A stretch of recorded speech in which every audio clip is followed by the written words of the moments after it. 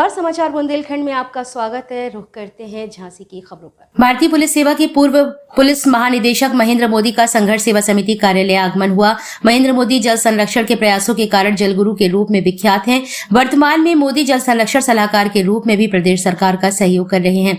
वर्ष 2008 में जब वे झांसी में पुलिस उप महानिरीक्षक के रूप में पदस्थ थे, तब उन्होंने जल संरक्षण को लेकर अपने प्रयास शुरू किए। इसका प्रारंभ उन्होंने अंबाबाई गौशाला, रक्सा आदि क्षेत्रों में किया और समय अंतराल में कई स्थानों पर जल संरक्षण का कार्य कर जल स्तर बढ़ाने में अभूतपूर्व उपलब्धियां प्राप्त की हैं, जिससे सैकड़ों की संख्या में लोग लाभान्वित हुए हैं। झांसी के बाद वे अन्य जनपदों में भी निरंतर जल संरक्षण पर कार्य करते रहे एवं सेवानिवृत्त होने के बाद लखनऊ में उन्होंने आधुनिक प्रयोगशाला का निर्माण कर जल संरक्षण, जल स्तर बढ़ाना और जल की शुद्धता पर काम किया।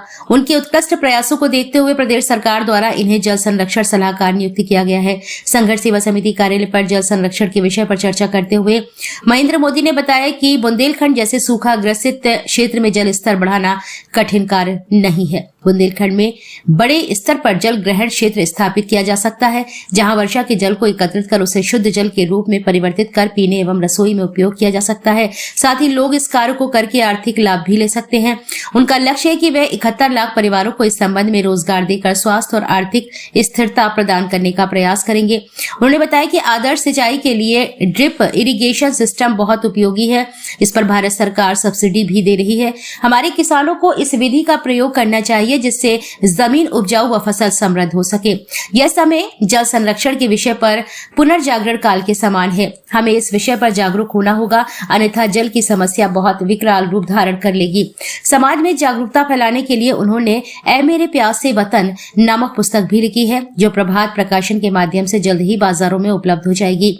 महेंद्र मोदी जल संरक्षण पर 3 नमूनों का एक्स्व अधिकार भी प्राप्त कर चुके हैं। डॉक्टर संदीप सरावगी के समाजसेवी कार्यों की प्रशंसा करते हुए उन्होंने कहा कि डॉक्टर संदीप से बातचीत कर मुझे बहुत अच्छा अनुभव हुआ है।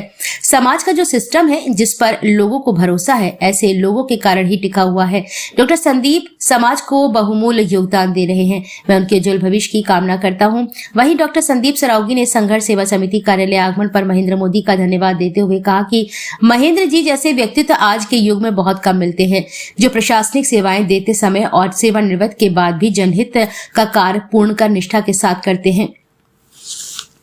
हम समाज सेवा के क्षेत्र में कार्य कर रहे हैं, लेकिन जब कभी ऐसे विषय हमारे समक्ष आते हैं तो कार्य करने में आनंद के साथ उत्साह भी मिलता है।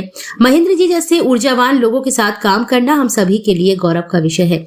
जल संरक्षण के विषय पर जल्द ही हम संघर्ष सेवा समिति के माध्यम से कार्य प्रारंभ करेंगे और महेंद्र जी से निवेदन करते हैं कि वे आगे आने वाले समय में जल संरक्षण के विषय में एक बार पुनः हमारे जनपद को अपनी सेवाएं देने वापस आएंगे। इस अवसर पर अशोक अग्रवाल, डॉक्टर राम कुमार खरे, राम निवास झा, शारदा शंकर सिंह, विशाल गुप्ता, धर्मेंद्र नामदेव, संदीप नामदेव, अनुज प्रताप सिंह, बसंत गुप्ता, सुशांत गेड़ा, राकेश अहिरवार, राजू सेन, चंदन पाल, अनिल वर्मा आदि उपस्थित रहे।